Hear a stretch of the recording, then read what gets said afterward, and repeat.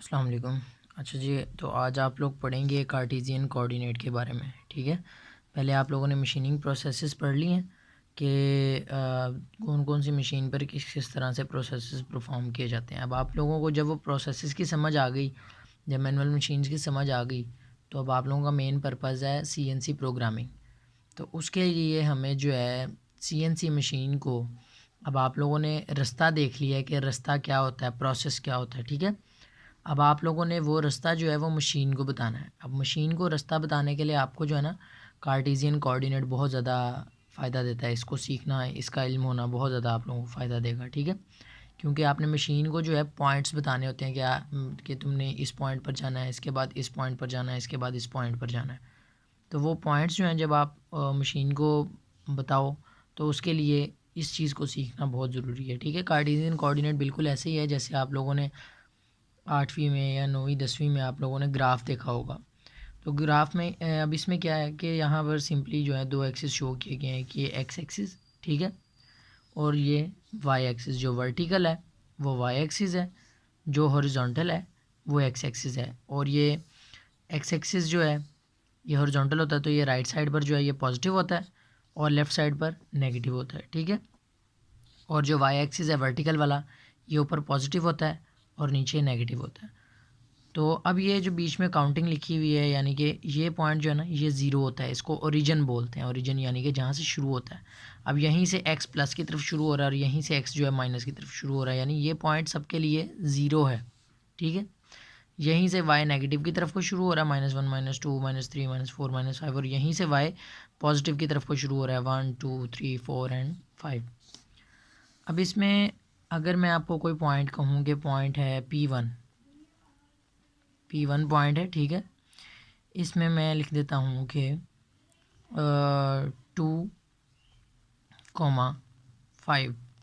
अब एक अंडरस्टूड सी बात होती है, जो चीज़ पहले लिखी है वो x है और जो चीज़ बाद में लिखी है वो y है।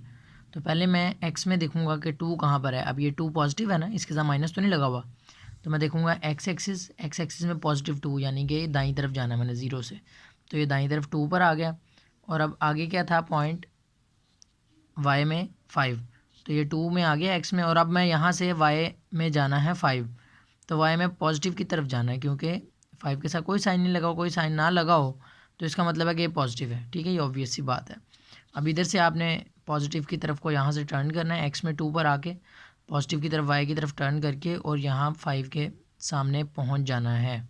2 के इधर से 2x में और उधर से y में 5 के सामने। तो यहाँ जो पॉइंट बन रहा होगा x का 2 और y का 5, ये पॉइंट होगा P1, यानी कि x2 और y5। ठीक है, इसको मैं P1 का नाम दे। इसी तरह मैं कोई भी पॉइंट लिख दूँ, -3.2 कर देते हैं। तो -3 का मतलब क्या है कि ये x में -3 है, x में -3 और y में 2, यानी कि ये ऊपर की तरफ यहाँ ये 2 के सामने ये यहाँ कहीं पे ये पॉइंट बन रहा है, और इसको जो है नाम दे देते हैं P2 का। तो मैं इसको नाम दे देता हूँ P2 का। इसी तरह कोई भी पॉइंट्स आप लिख लें, -3 -5 कर लें। ठीक है, -3 का मतलब ये x में -3 आए पहले, उसके बाद माइनस की तरफ जाना है 5 में, तो ये -5 के सामने आ गए। तो ये पॉइंट जो है ये क्या है, P3 कह लें इसको। ठीक है, तो अब इस तरह से ये जो है ना x और y इनकी आप डायमेंशन साथ साथ लिखते जाते हो। अच्छा, एक और पॉइंट मैं लिख कर आप लोगों को दिखाता हूँ जो अक्सर स्टूडेंट्स को कंफ्यूज करता है।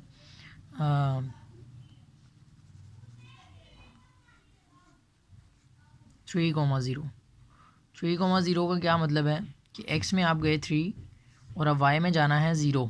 तो कुछ स्टूडेंट्स कहते हैं कि यहाँ 3 पे आ गए और यहाँ y में 0। नहीं, x में 3 और y में 0 का मतलब क्या है, बस कोई मूवमेंट नहीं है, इसलिए यहीं पर रहो। बस जहाँ x 3 पर आ गए हो अब यहीं पर रहो, y में कोई मूवमेंट नहीं है। तो ये जो आपका पॉइंट है P4, वो यही पॉइंट है x3 और y0, इसको आप बोलोगे P4। ठीक हो गया। अब इसके बाद देखें, यही चीज़ जो है आगे यूज़ होगी आप लोगों के लिए पॉइंट्स बताने के लिए।